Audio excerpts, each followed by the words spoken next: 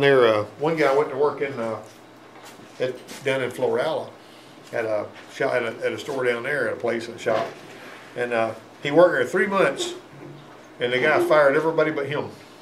And that guy's daughter was working there, and he fired her too, and so he fired them all. And he says, from now on, it's going to be me and you.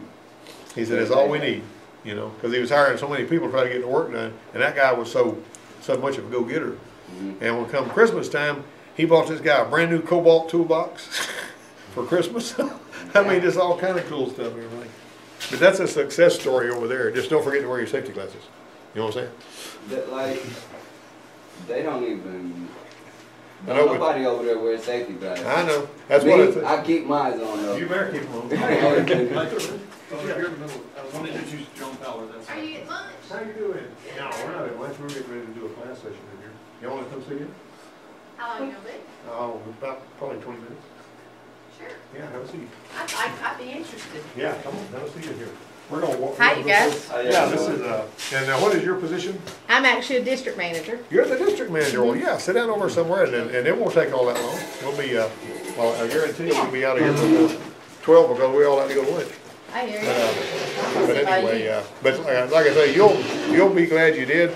At the Ford place over there, I kept safety glasses on all the time, and every now and then you'll be surprised when you least expect it. There'll be something, you know, in your face, you know, and all that. And one time I was working under the dash on a Taurus, which you wouldn't expect to have safety glasses on, working on a dash, and somebody had busted a windshield and a piece of glass fell in my eye. And I knew something was in there, but I couldn't tell what it was. And when I went over to get to the first med, they found a piece of glass in there the size of a grain of rice. And all that. But see, I mean, working under the dash, you wouldn't think you'd need that. And see, this wasn't a body shop car. It was just a plain old car I was doing something with a motor. Beyond the obvious here, we got to have some good materials when a repair shop calls me asking for a freshly trained technician. One of the first questions I say is, what do you got for information? You know what I mean? If it's a repair shop. Now, most of them, the dealerships have got what they need and all that. But everybody's got to have shop manual data on them. They got to have it and to function effectively with the diagnostic. So, in addition to the shop manual data, we need tools and know-how. Got to retrieve the information. Got to be able to get to it. We got the facts and the figures. We got to have the vehicle itself. We got to pull the data out of the vehicle itself, sort it out, find out what's wrong, so you can determine what you're going to do. Now, the higher-end scan tools, a lot of times, they've got TSBs. You know that the one y'all were using today. You can actually go on the internet and pull all that up right there. And y'all have done that before. You know, you actually hook to the wireless network, and you just go to the browser function, and you poof, there's your all that, there's your identifix, whatever you need, you know, and all that. And so a good handheld O-scope will have typical scope patterns stored in it too. All right, now we got a lot of different drivers on this old car here, and there was actually a parasitic drain. The battery kept going dead on it. That sounds familiar. We had that Dodge that you had to put that TIFM on, right? All right, so here we got this. And basically, what you got is this is going to the starter, and then you got this going through, you know, from the generator through there on this one, and over there you got this little fuse panel, and it's feeding all these loads. Got to figure out where this load is. Now, this is a little electrical problem here. So the generator would output about 85 amps idling, and with this battery weak, it's going to be putting out more because when the voltage is low, it's going to have more alternator field. But when the lights or electric motors running anywhere with the key off, the battery cables were clean tight, didn't see anything. Now on this particular one, you know, we like to do it with a meter, but occasionally back in the day we would take a test light and hook it up between the battery cable, and then we pull off the terminal, hook the test light up in series with that, and if that light comes on, you got a drain. That's enough of a drain to burn that light. It'll typically kill the battery. That's about about a quarter of an amp that light pulls. All right, and you're supposed to have no more than 50 milliamps, and that's 250 milliamps burning that light. Of course, it could be more than that, but that's the least it'll take to burn that light. Battery kept going dead. All right, somebody put a new battery in it somewhere, but it put it dead, and it went dead too. And so, what we always like to do when I'm going to do that is I like to briefly touch your battery terminal to the post to see if that light goes off. You know, if it doesn't, you typically got something going on. Well, acceptable amount of draw in a modern vehicle, what was it? What did I just say? Did you burn it in? 50 milliamps? You know, that's 0.050, right? See, 900 milliamps would be 0.900. So 0.050 is 50 milliamps. That's at least your level to have there. A lot of the times it's a good idea to see that's 1,000 milliamps is 1 amp, 500 milliamps is half an amp, 50 milliamps is at least this. But I will tell you what you're supposed to do on the newer cars, it's got all these modules on them, is you're supposed to connect your meter like that and walk away for about 30 to 40 minutes. There's a bunch of different things you can do here. I mean, you know, but this is just basic rule of thumb stuff. You guys have seen me use a forward-looking infrared camera to shoot the fuse box, see which relay's warm, if it's been sitting there a while, all that kind of thing. All right, and we connected the meter to this. The draw was more than the meter could handle, so the test light was our next choice.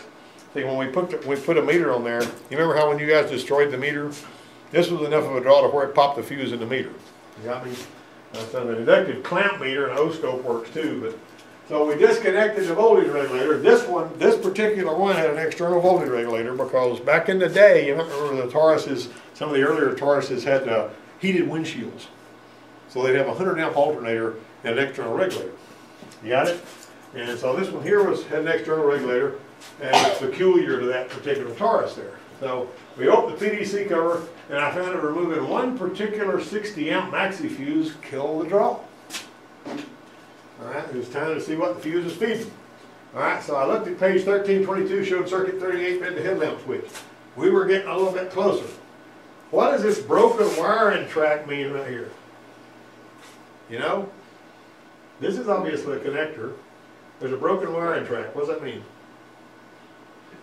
That's not a splice, is it? No, a splice is going to be like a little, well, like that one right there. See a little dot?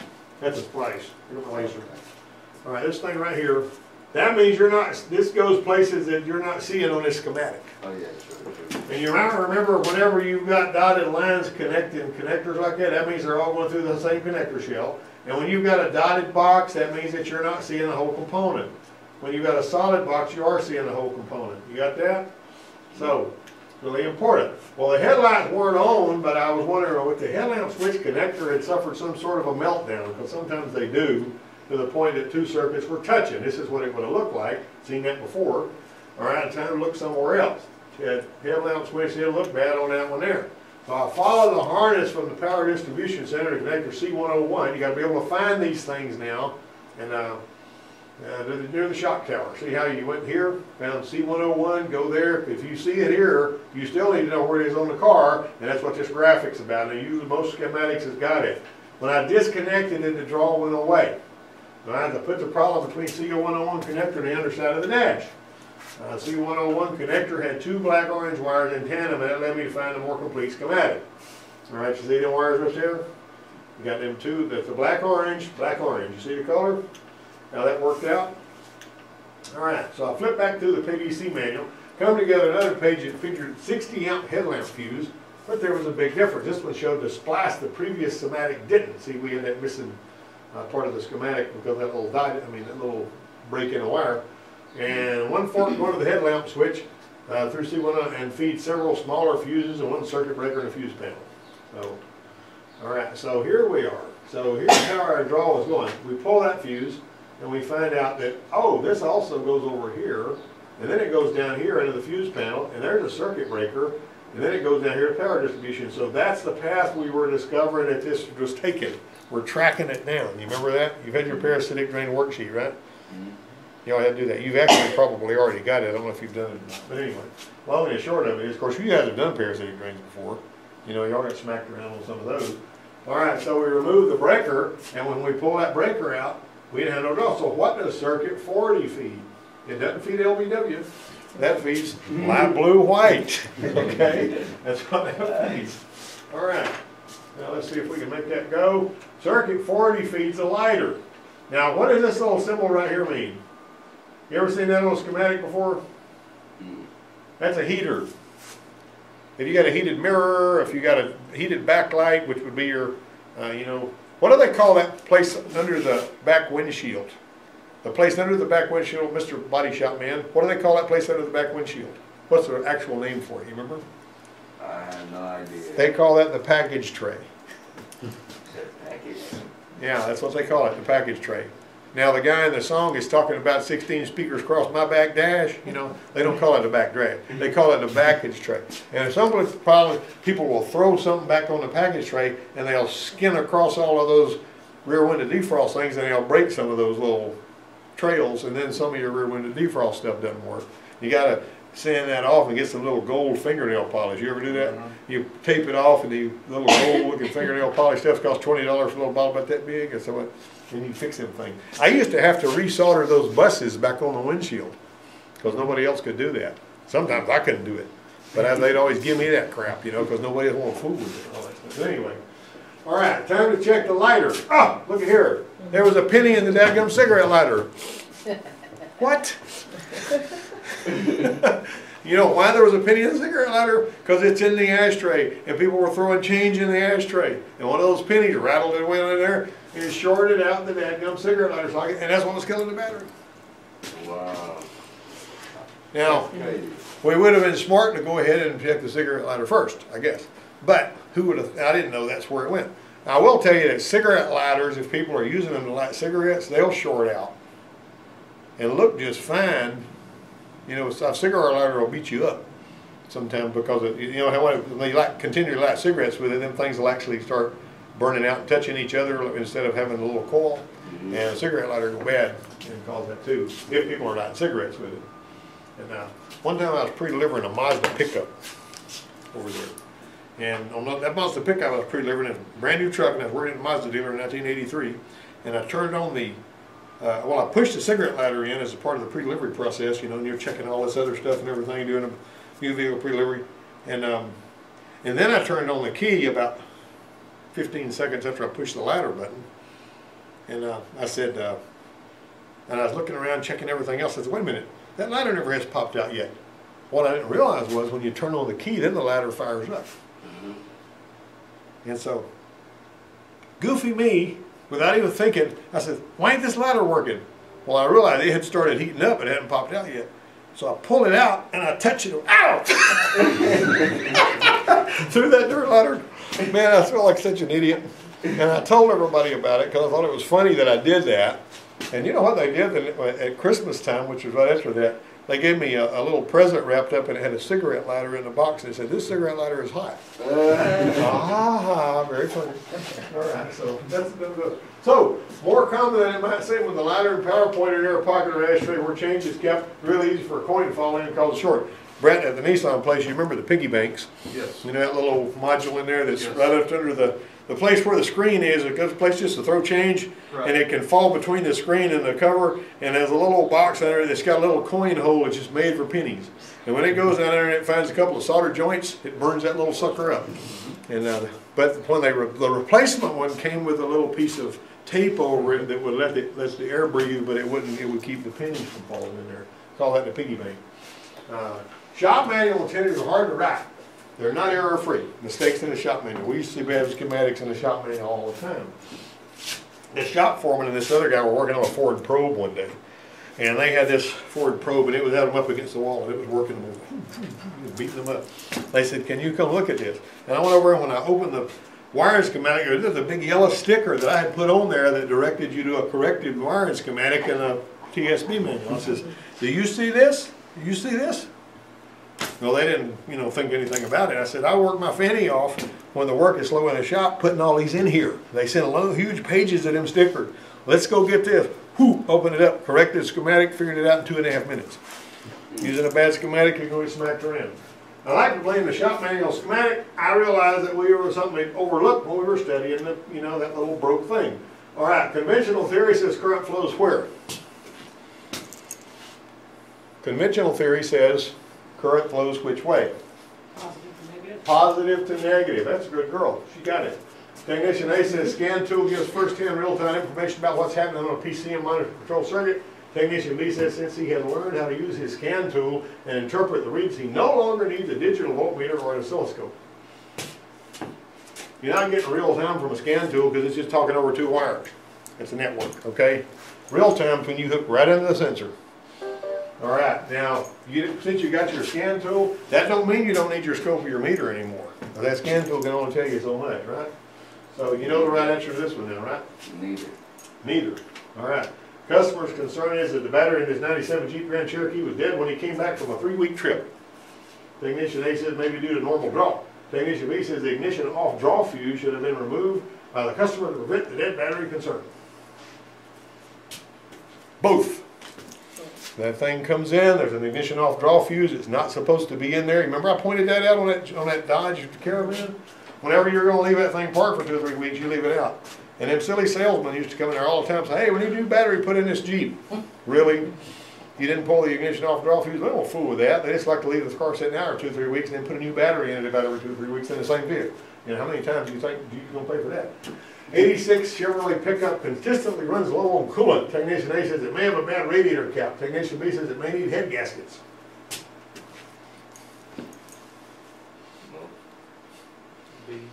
Could be a radiator cap, could be head gaskets. I didn't give you enough information, right? You gotta have more information than that. But it could be either one, right? The customer's concern is that instrument panel lights come on whenever he applies the brakes, even when the headlamps and the parking lamps off. He applies the brakes, park lights come on.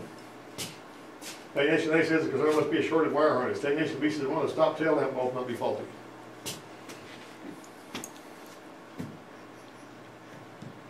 You feel like you've been beat up now? Let's see. I don't know how many times I saw this.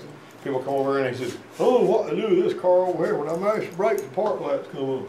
I mean, the dash lights come on. I said, well, take all the bulbs out in the back. We take all the bulbs out. Hey, don't do it anymore. Well, one of those bulbs ain't no good. Because what happens is it's the stop lights and the tail lights will be touching inside that bulb.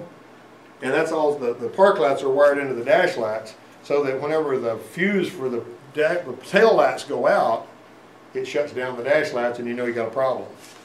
See what I'm saying? So if those are shorted together, you hit the brakes, the stop light will come, you know, it'll back feed up through there. And that's not too terribly hard to figure out. Technician A says a totally dead car battery can be connected to a charger backwards and can actually receive a backwards charge.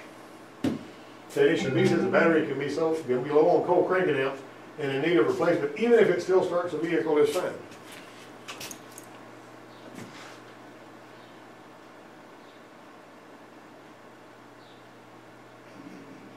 What do you think? No-y? Here's the deal. When I was working at that gas station in the mid-1970s, we would get batteries that Farmer Brown had run completely down, leaving his lights on, and he would hook the battery charger up backwards. And he'd charge the battery up backwards. And then when he went to put it back in the car, then he realized what he had done. And so you just hooking it up, you know, will spark it because of the diodes and the alternator. So what they would do, they'd take it over and we'd hook a headlight bulb up to it, run it completely down, charge it back up the right way. That was some. Nowadays it causes really, really big problems if you hook one up backwards. Back in the day, when everything had points in it, it didn't really matter that much. B says the battery can be low. You can have a battery with like 250 cold cranking amps on it, and if that car is doing like it should and it's got a good starter on it, it can start it up. But a battery is like a gas tank. It gets lower and lower and lower on cold cranking amps until it goes away. All right, so you know the right answer to that one? Both. All the following can cause a no crank condition except what? Faulty neutral safety, loose starter motor brush shoulder screws, corroded battery terminals, voltage drop in the ignition switch accessory circuit.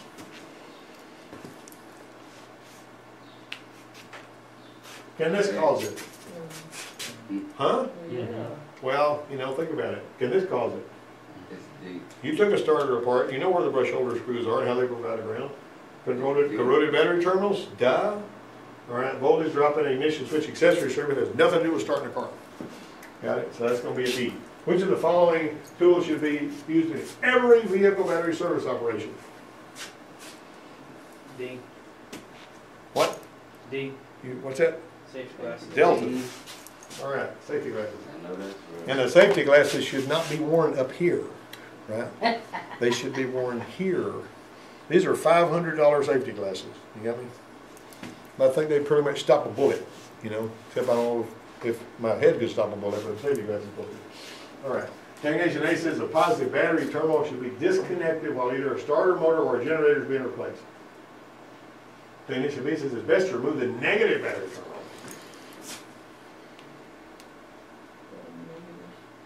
Why is it best to remove the negative battery terminal? Because if you remove the positive battery terminal, the entire body of that car is negative.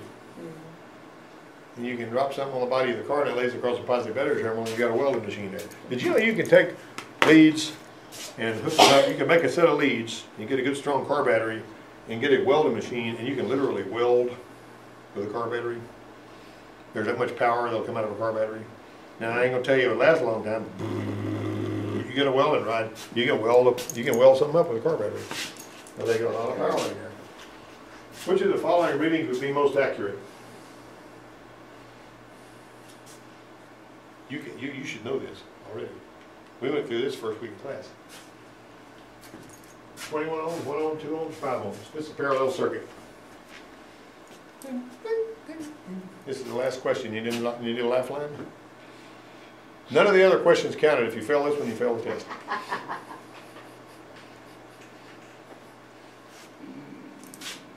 Don't you remember how we did on that? See, you got 3,000 ohms, 2,000 ohms, you got 10 ohms, you got 5 ohms. There's only one answer that can be right. But what did I tell you about parallel circuits? It's always going to be less than the lowest. Always going to be less than the lowest. So it's going to be what? Think of a bunch of holes with water leaking out of a bucket. Every time you add another hole, it makes the volume more, right? So it's like having a bigger and bigger hole. Low ohms would be a big hole, right?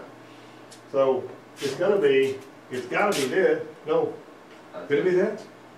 Or could it be that? Could be both. Yeah, could it be either one of those, couldn't it? Yeah. Yeah. So basically, you're starting out with your lowest one and you're adding a little bit to it to reduce it more and more. So it could be either one of those, actually. I would have, if I'd have done this the right way, I would have got rid of that K right there. You know, but I drew it in a big hurry. And what it would have just been one. It's gonna be the lowest one you have. I assume that K was not there, you know, so not a big deal. Anyway, the long and the short of it, you get it. You understand that? That's pretty good. All right.